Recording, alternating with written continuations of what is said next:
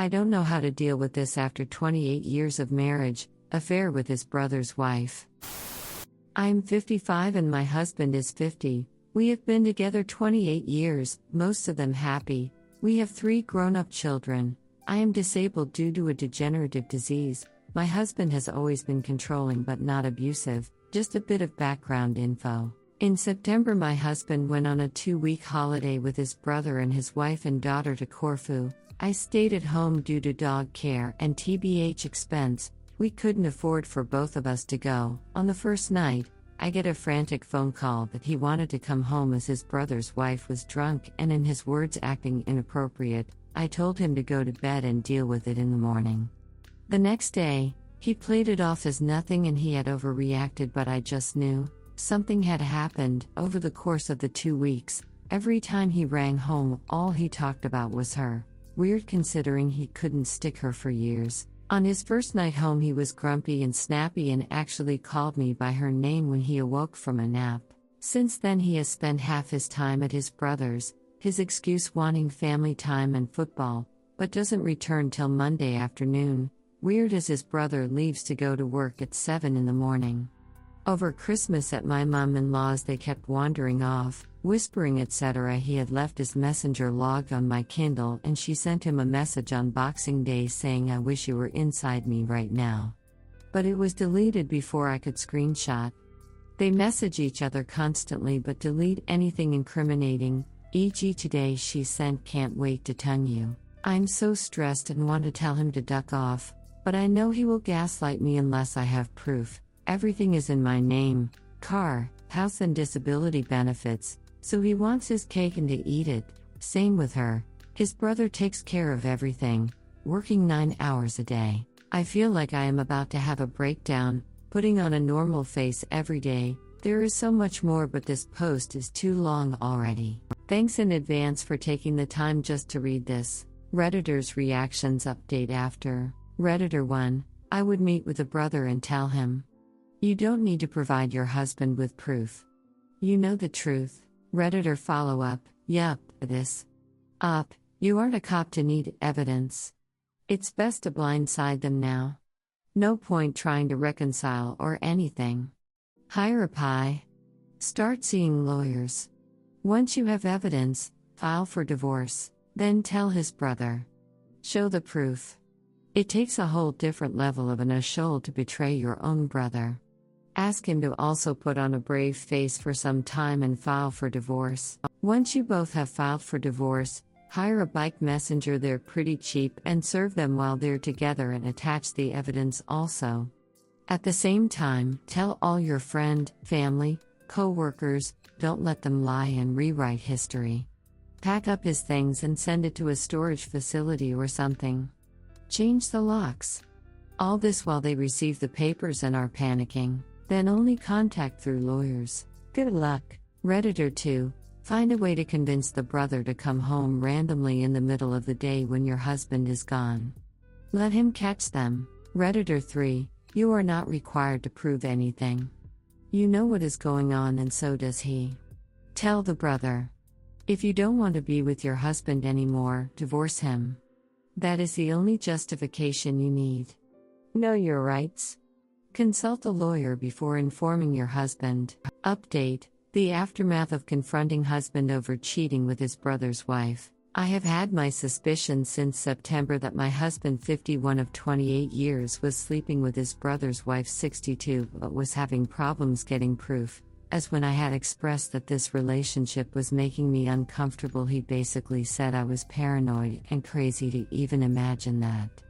Thanks to a Reddit member, I started using Screen Record to monitor them messaging each other, as despite them deleting the inappropriate ones so fast, I still had them. Eventually on Saturday just gone, I snapped and told him I knew. He obviously needed it first, but when I started saying what I had seen, e.g. her to him, "I wish you were inside me right now," which she sent on Boxing Day whilst we were all together as a family. He eventually admitted it, and gave every excuse in the cheater's handbook. He loves me, not her. He was drunk. She means nothing. He has no clue why it happened. Plenty of tears over me being the most important part of his life that he cannot live without. You get the picture. The problems is he will not leave, despite me asking over and over, even for a few nights just to give me some time to decompress. As far as I am concerned, our marriage is over. I have contacted a solicitor for advice, but I cannot legally or physically make him go. We live in a very small, one-bedroom disability bungalow as I have a degenerative disease and can no longer walk. I feel like I am going to have a complete breakdown. Every time I look at him, I see them having sex. I am not sleeping, my hands are shaking constantly. I have that feeling when your stomach drops when you think you have lost your purse times 10. He is hovering around me, trying to hug me, acting like husband of the year, doing all the stuff he has neglected since he began the affair. I just do not know what to do. I really can't carry on much longer. Thanks in advance for any support or advice. Edit. Thanks everyone for your support. A quick update. My brother-in-law knows about the affair. He was devastated, but his wife really doesn't give a shit.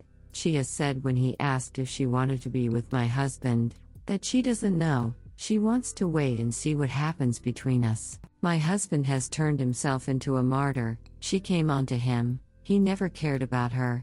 He cannot live without me. His life is over if I don't stay with him.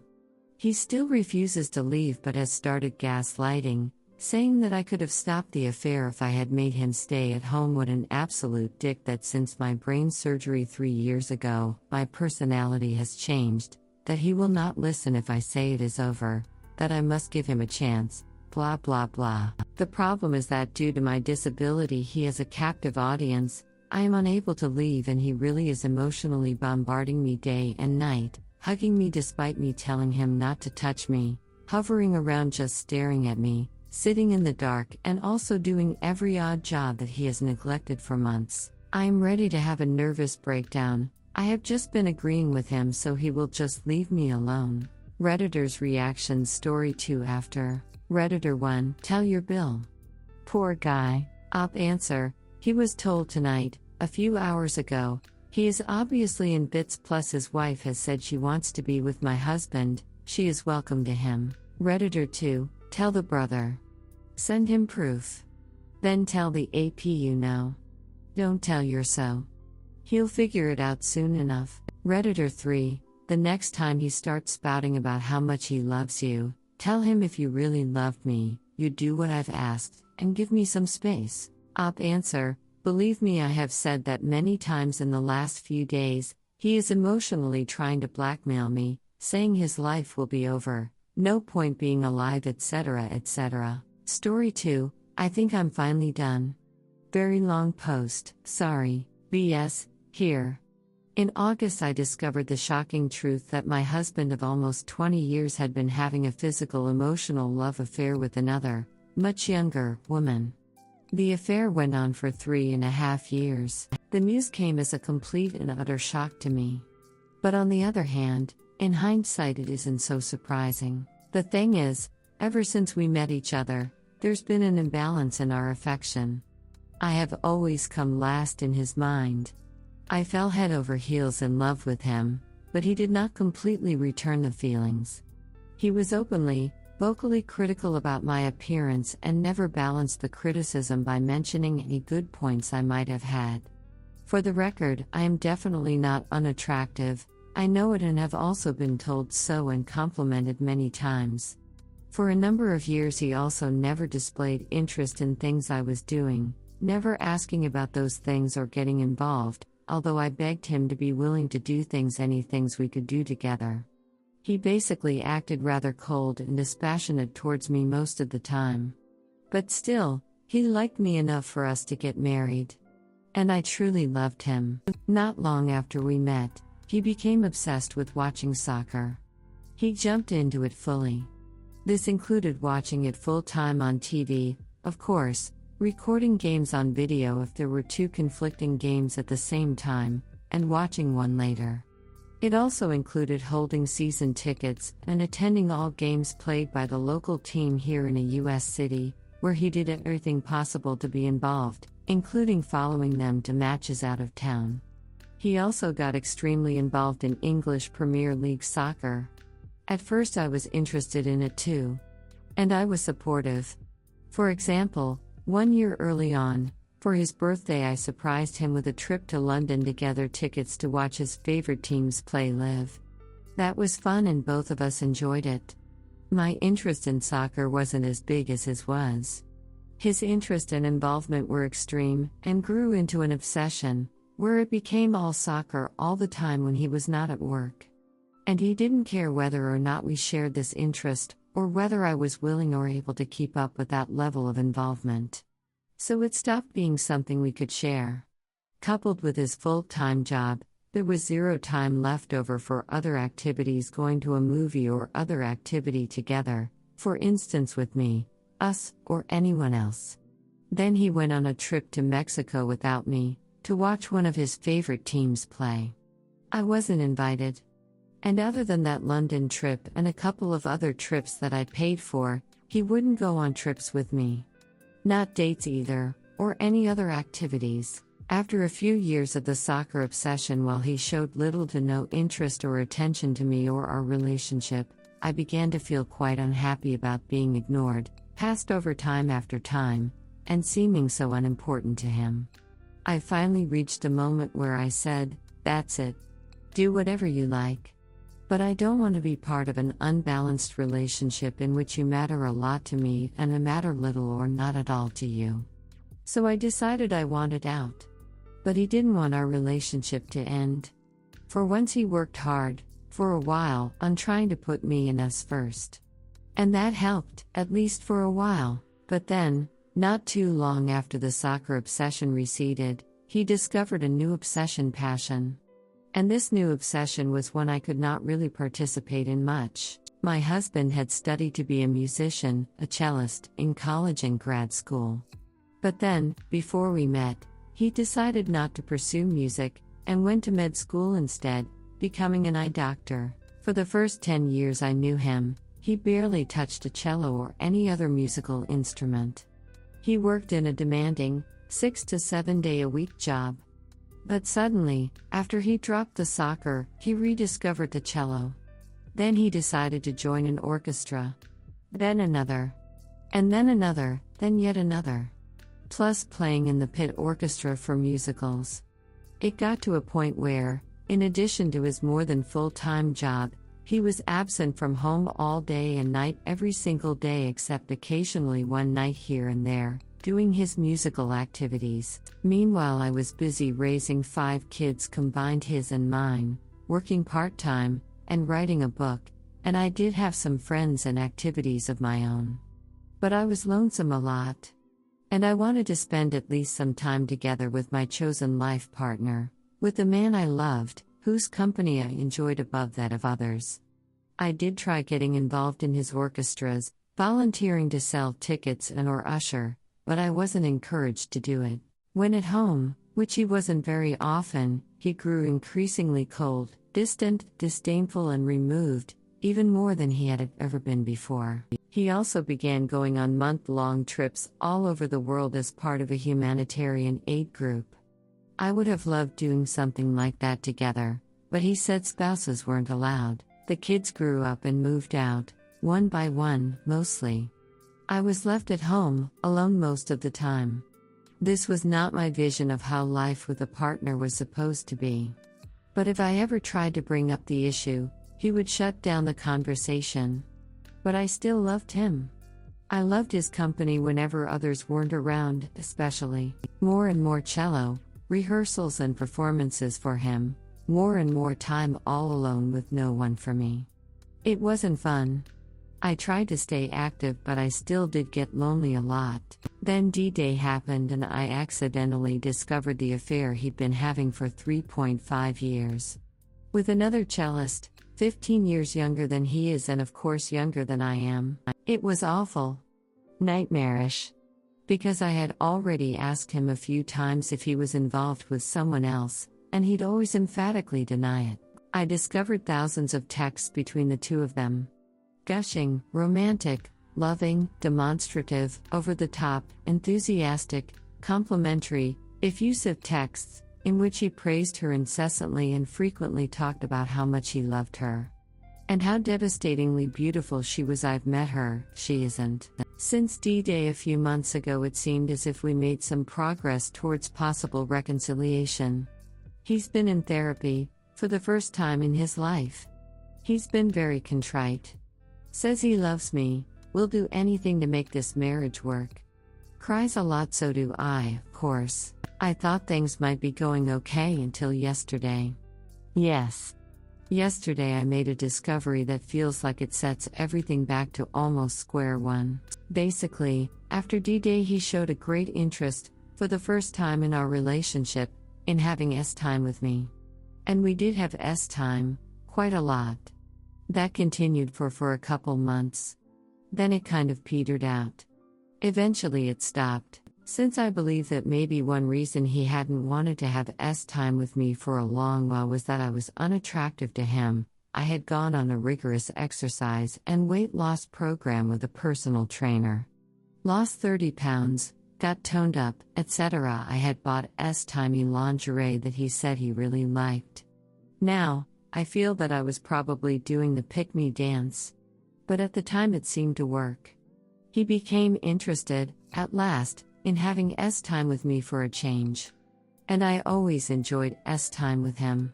Always wanted him, even all that time he was dissonant and unavailable. So I was thrilled, but he has erectile dysfunction, and basically can't have S-time very often. If he has S-time to orgasm, he usually has to wait a few days in order to fully be able to recycle.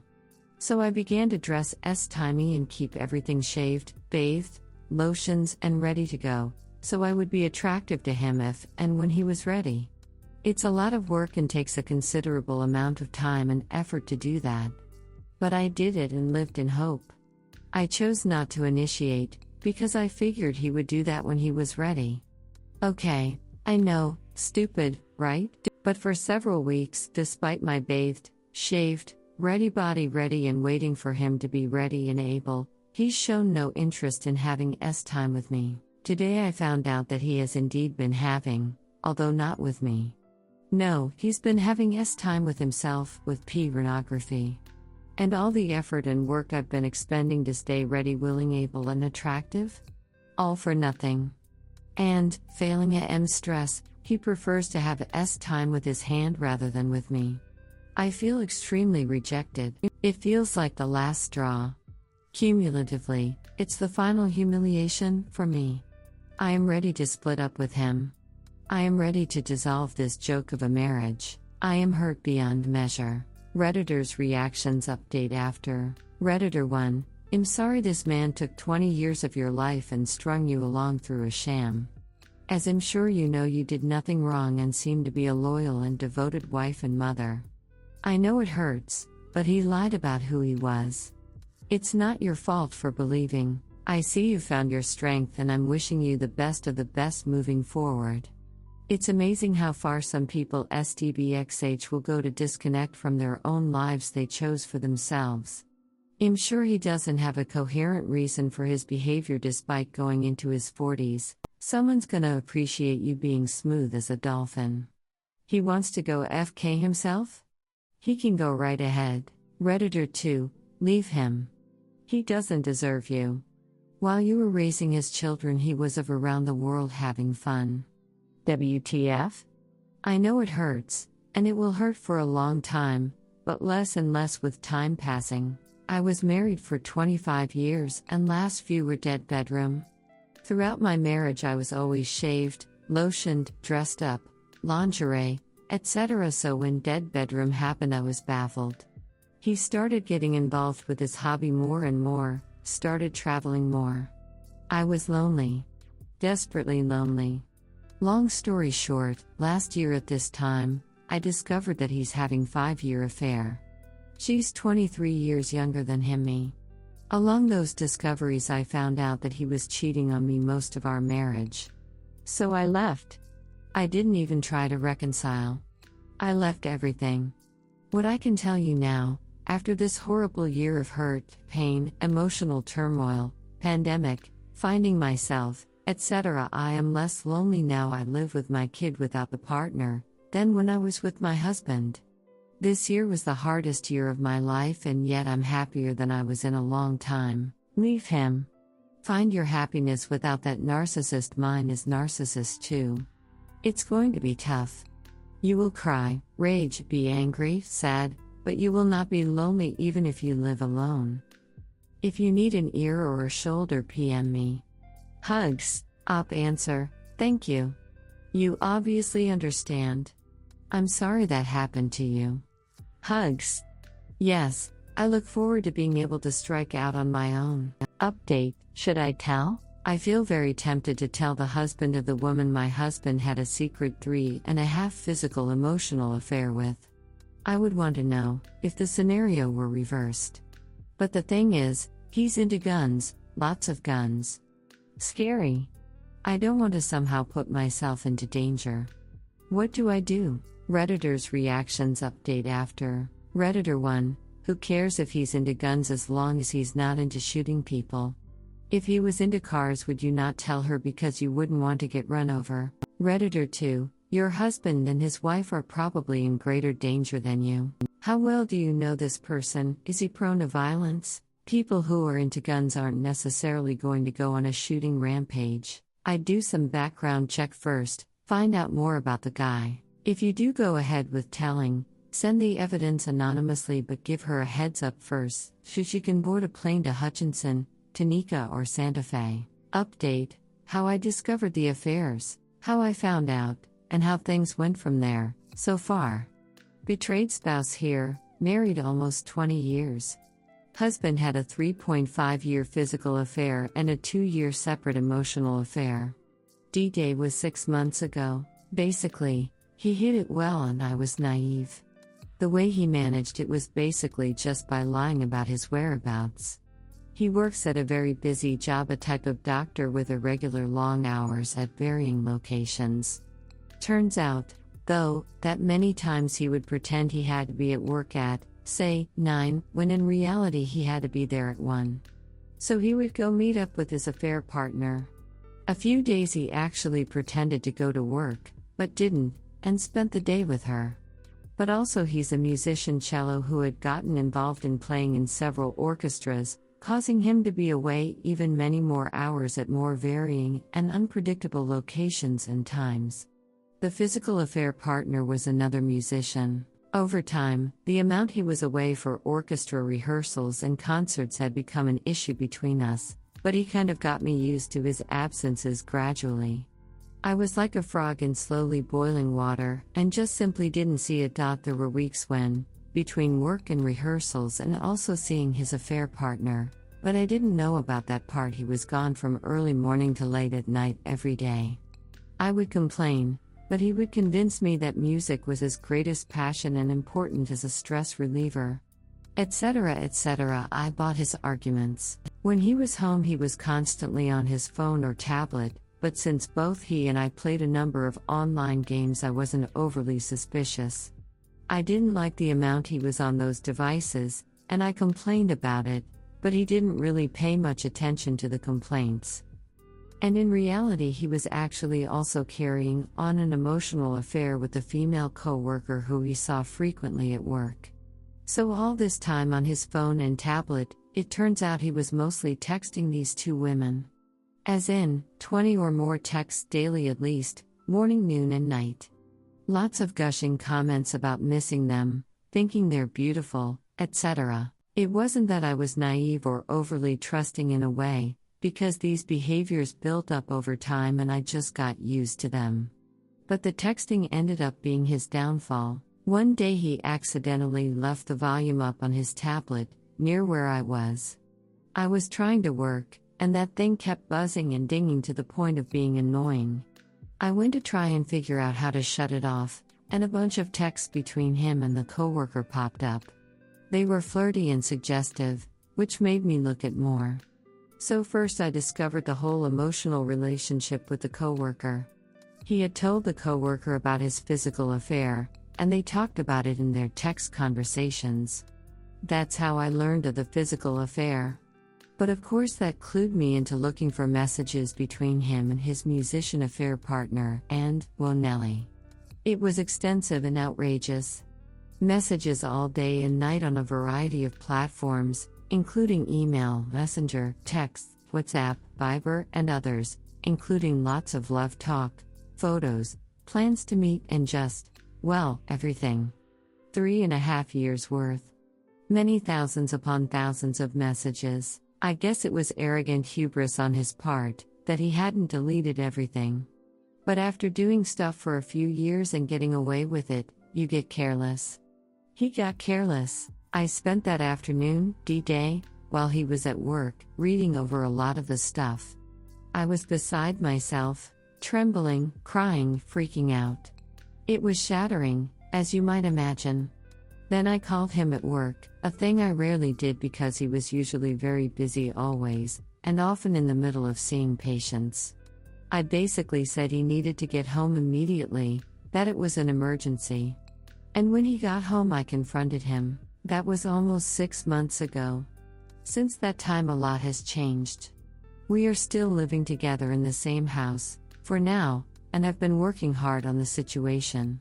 Because he works with patients, we had already begun social distancing from each other at home during the summer, so we were already sleeping separately.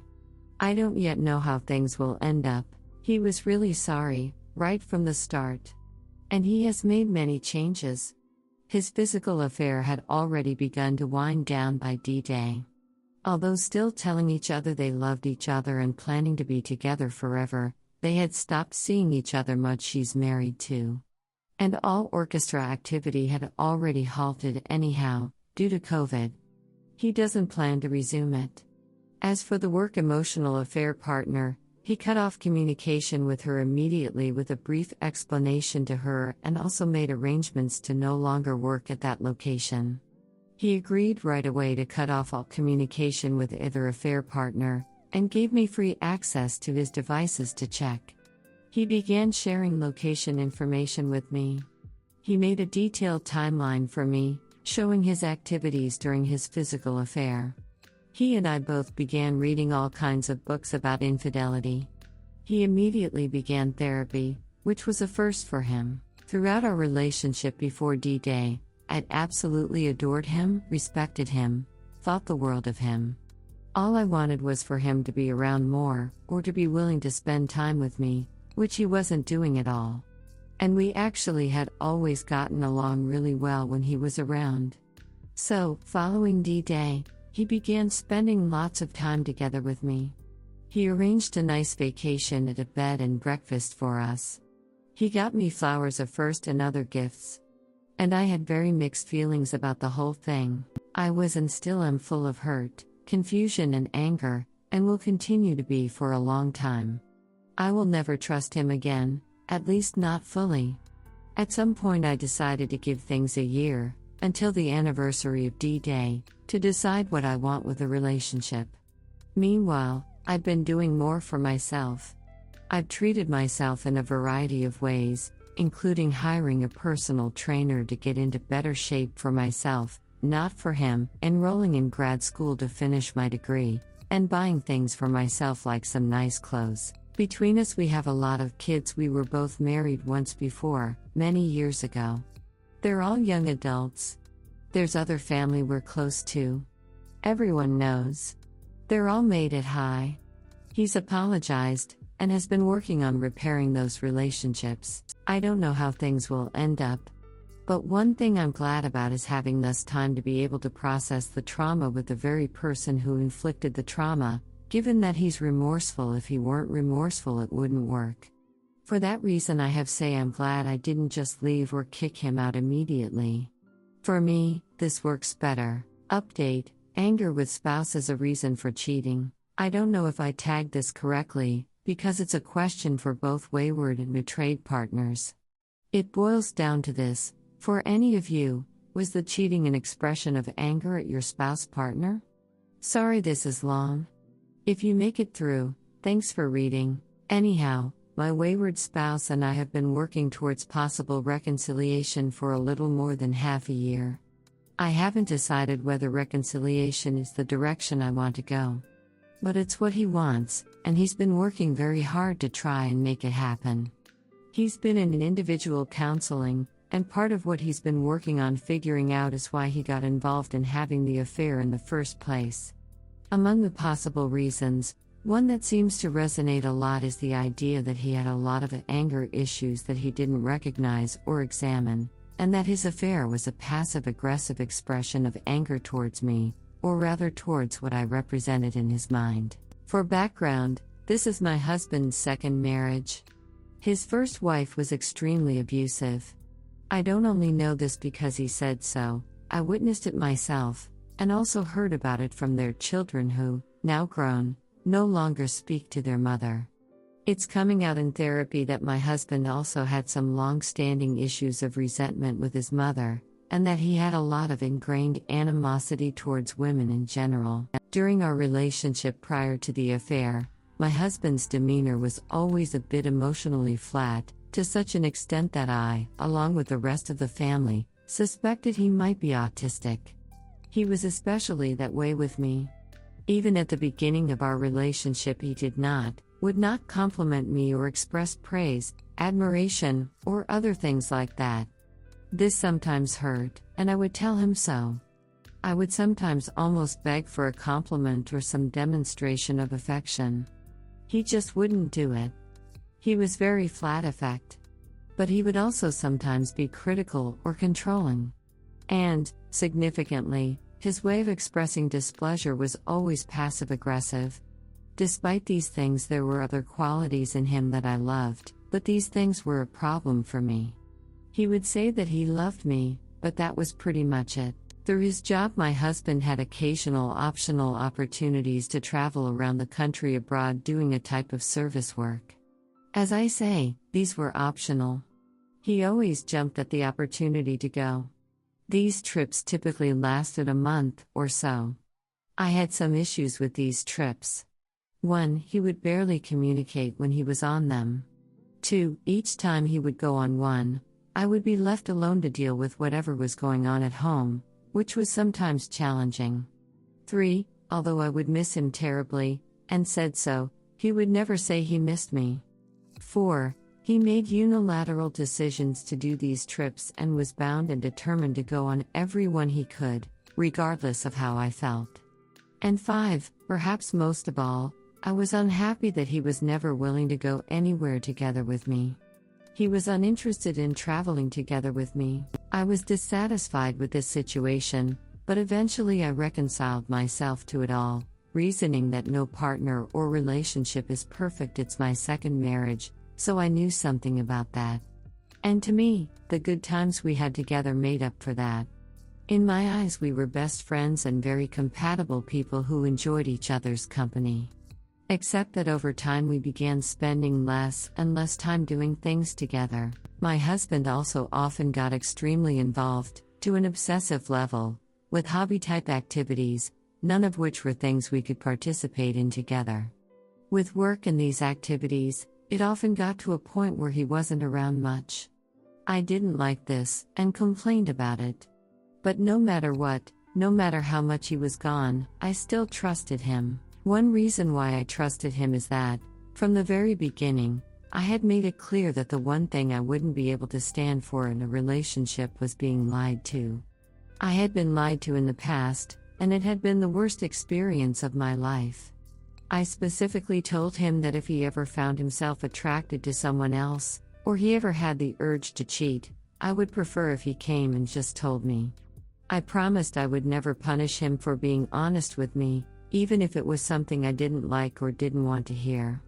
I said that no matter what, we would always find a way to work through anything, one way or another, so long as we were completely honest and upfront. I said I would always rather know than not know. Honesty was so important to me, we incorporated it into our wedding vows. So I did trust he would be open and honest with me, as I would always be with him. Fast forward a number of years, to D-Day and my accidental discovery that my husband had been having a secret 3.5-year physical emotional affair with one woman and a secret 1-year emotional affair with another. Needless to say, I was beyond shocked. I discovered the affairs because of messages between him and the affair partners. After D-Day, he gave me open access to his phone and devices. Unfortunately, a lot of things had been deleted, especially from the emotional affair, because of the long duration of the physical affair and the fact that they messaged daily, all day long from early morning to late at night, on a number of different messaging platforms. Many messages remained, as in tens of thousands. Here's the thing.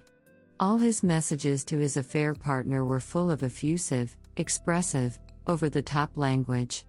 He lavished non-stop praise and compliments upon her about anything and everything. If she sneezed, then it was the most beautiful sneeze the world has ever seen. The hyperbole was off the charts. Not only that, but he constantly told her how much he missed her, couldn't wait to see her, yearned for her, and so forth. And of course he spent a lot of leisure time with her, lying to me and saying he was at work. They had vague plans to eventually run off into the sunset together. In other words, his messages and actions were pretty much exactly and precisely the very things I had asked for, pleaded for and begged for during our entire relationship, and his 3.5-year deception broke the one cardinal rule of our relationship. It's like his entire affair was essentially a giant passive-aggressive FU towards me and our relationship, an intense expression of anger. This realization on his part during therapy and on my part in talking it over with him has been profound. I mean, the thing that's been tough to figure out has been the why of his actions. I know that's usually the case with affairs. It seems to almost be the case that more than anything else, his affair was an expression of anger, mainly targeting me. But why was he so angry at me to begin with? That's still a bit of a mystery. Unlike his ex-wife, I wasn't abusive. I was loving, caring, giving and demonstrative. It's true that over time I got discouraged with things sometimes, but that resulted more in me becoming depressed, and withdrawn sometimes, not abusive. So maybe he had some anger over that. If he did, he never expressed it. He just acted out in a big way. The affair partner is not particularly attractive or special in any way. She's kind of ordinary and not especially bright. She's married with 2 children, which makes me feel angry with her for doing it, and is mostly a dull, bored stay-at-home mom, although she does have the same hobby, playing a musical instrument in an amateur orchestra, as my husband, which is how they got acquainted. She's quite well off, lives in a big house, and is very status conscious, which I think was part of what attracted her to my husband. He's a doctor, while her husband is in a lower status but well-paid job. As is often the case, I'm objectively more attractive, more personable, smarter, funnier, nicer, and all the rest, compared to the affair partner. In the week following D-Day, my husband snapped out of the affair fog and limerence very quickly. Looking back, he says he doesn't know why he did what he did. He doesn't see why he was attracted to the affair partner. He can't access the part of himself that was so infatuated with her. He feels puzzled, ashamed and remorseful. I believe him.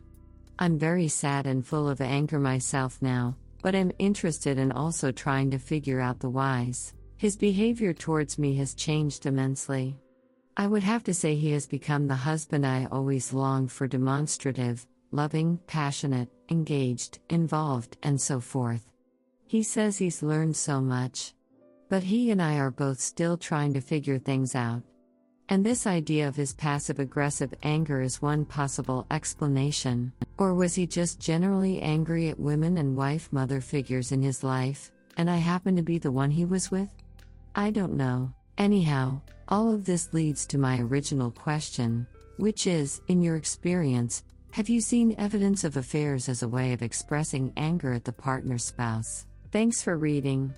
I look forward to any input you might have. Update, positive post. Here's an encouraging post for those who are in the earlier stages of trying to recover from infidelity and reconcile. This was our second Valentine's Day since D-Day, when I accidentally discovered that my husband of 20 years had been having a physical-emotional affair for 3.5 years. Of course, this discovery was immensely traumatic. We've both been working hard on reconciling, with normal ups and downs. I'd say we've made steady progress for the most part. One thing we have done in order to recover has been to make sure and take the time and effort to do special things with each other, from going on dates to taking trips to celebrating special occasions. Last year our Valentine's celebration was fairly subdued, but nice. This year Valentine's Day was awesome. My husband planned an overnight trip to a surprise destination. It turned out to be a charming, wonderful bed and breakfast in a cute small town, in an area neither of us were familiar with. Our room was beautiful and included a giant jacuzzi. He ordered dinner in. We had champagne and exchanged gifts.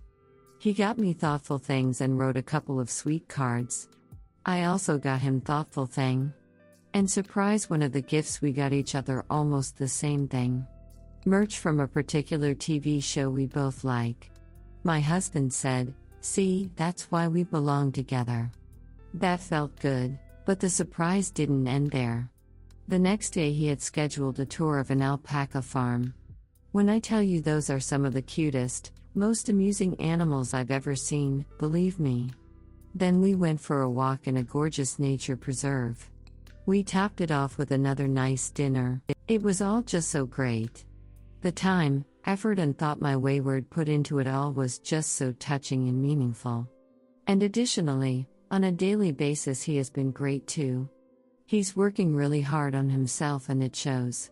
We're both working on ourselves. It's so different from how things were for years before and during his affair.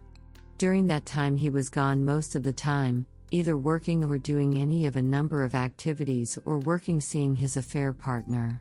On the rare occasions he was home he was distant and preoccupied, disinterested, disengaged, disdainful and always on his phone messaging affair partner, as I later discovered. I was confused, unhappy, lonesome, discouraged and depressed. What a difference. Friends, if you're trying to recover from betrayal, it does take a lot of work and time, but if both people are committed to making it happen, it can. I'm not trying to say it's all happiness and roses now. I still get badly triggered sometimes. We have good days and not so good ones. But overall it's moving in a positive direction. Redditor's reactions. Redditor 1, it sounds like you had a wonderful Valentine's Day and the work that the two of you have done is paying off. I also had a recent exchange of gifts with my BS where I gave them a shirt and they gave me a mug with the same phrase printed on them. We felt it was a nice surprise and we count it as an additional step towards recovery, that we connect beyond the shared recovery process. I hope to see your positive direction continue in future posts. Op answer, thanks. What a nice surprise that must have been. Best wishes to you as well. Redditor 2, I love this. Thanks for the update. We had a really lovely, no pressure day yesterday. Redditor 3, it is awesome that you see consistent progress and can sit in the joy with your spouse. Op answer, I agree. It is truly great. It can be a little hard to even believe, at times. Sometimes I'm even able to stop holding my breath, waiting for the other shoe to drop. Cautious optimism is gradually becoming less cautious and more optimistic.